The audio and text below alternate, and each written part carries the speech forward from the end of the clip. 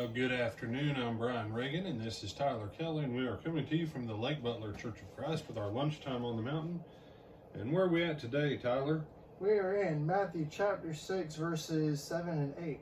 That is correct. Would you mind reading those? I can. And when you pray, do not use vain repetitions as the heathen do, for they think they will be heard for their many words. Therefore, do not be like them, for your Father knows the things you have need of before you ask Him. All right. So as we think about this vain repetition,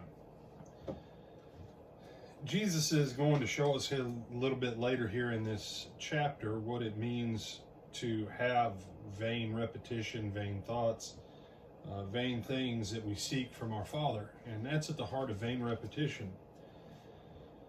Some people, and at one time I used to be one of the party liners. The traditional Church of Christ party line has been that using the Lord's Prayer in your personal prayers is a vain repetition because you're just quoting something, you're not, any number of reasons. It begs the question, though, if I need to learn how to pray, should I not start by committing the word of the Lord to memory? Tyler, if you'll go on ahead and turn over to Psalm 136, verses 1 through 4. In just a second here, Tyler's going to read us a passage that is filled with repetition. And when we say that when God gives us something to use, that we do use it, and then we say it's vain repetition, that puts us in an interesting position. Go on ahead and read Psalm 136, 1 through 4, Tyler. Oh, give thanks to the Lord, for He is good, for His mercy endures forever. Oh, give thanks to the God of gods, for His mercy endures forever. Oh, give thanks to the Lord of lords, for His mercy endures forever. To Him who alone does great wonders, for His mercy endures forever. And what is it, 26 verses of that? Yes, sir. 26 verses of His mercy endures forever. And I know people, well, brother, that's not, why is it not vain? I mean, really, how many times in 26 verses do I need to be told His mercy endures forever? Oh, wait, He thought 26 times was what I needed to be told. Mm-hmm. So if Jesus, who said to us that everything He taught, everything He said, everything He did was what He saw His Father do, what He's heard His Father say, and what His Father told Him to say and do, then if this is what the Father gave Him to give to His disciples, who is anyone to say that we shouldn't use these words? Now I know the argument goes, well, the wording says in this manner or after this fashion. Okay. That tells me a couple things. It tells me that a lot of the guys who preached and taught have either never worked with seamstresses or have never worked construction. You know, when I was doing construction, I built houses after the fashion on the blueprint. You said, well, no, you're supposed, that's the point. When a seamstress goes and buys a pattern, back in the days of patterns, and you picked what pattern you wanted, and it usually had 2 or 3 different sizes and it had different lines on that pattern, depending upon the size of the person you needed to fit it to, you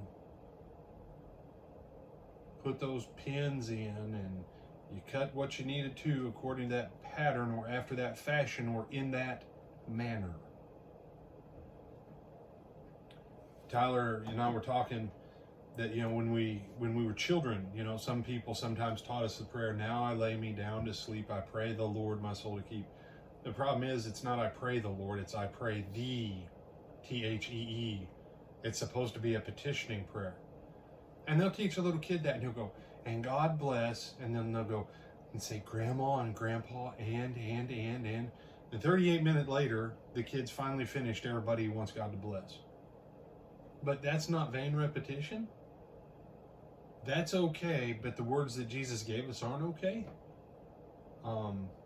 If you use what God gave you, and you use it the way God gave us to use it, and Jesus taught it here, and Jesus taught it in Luke, because this was to a huge crowd. In the Gospel of Luke, when it's recorded, it's just a very small group of disciples that they come in and go, teach us to pray like John taught his disciples. Give us the secret prayer, Pat, Jesus. And Jesus gives them almost the exact identical wording. Because why? This is the pattern. And there's a certain point where we should really utilize it. And you say, well, but brother, surely, hey, all prayer can become rote and meaningless. I've heard rote, meaningless prayers at various times in my life that didn't sound like the Lord's Prayer. Let me ask you one other question to contemplate this.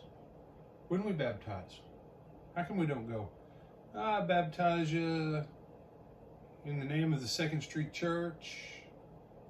Because it's a great idea, baby. You say, you can't do that, brother. Why not? Because Jesus said to go and baptize people in the name of the Father and the Son and the Holy Spirit. And it in Acts chapter 2 verse 38 says, for the remission of sins.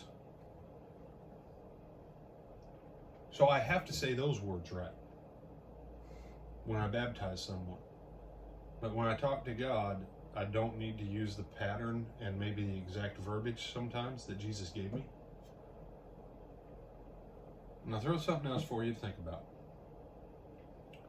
You ever had those times where you've just been so flustered and frustrated, you just really have a hard time praying?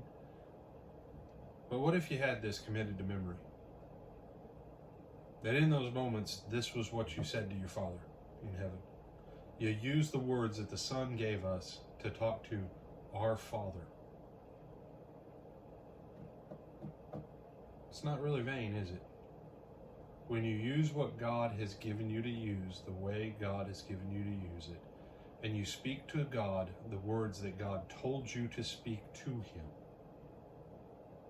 it can't really be vain repetition now, can it? And we're going to talk more about that vain repetition as we move later on in this text, because we're going to find out what made their repetitions vain. It wasn't the repetition that made it vain. It was what they were continually repeating that made it vain. You got some thoughts on this one, my brother? No, sir. Not even any thoughts on now I lay me down to sleep, I pray the Lord? Outside of either my parents or my Bible class teachers possibly having taught it to me wrong for however many years, no. Well, now you know. It's with 2 E's. Brian Reagan, this is. Tyler Kelly.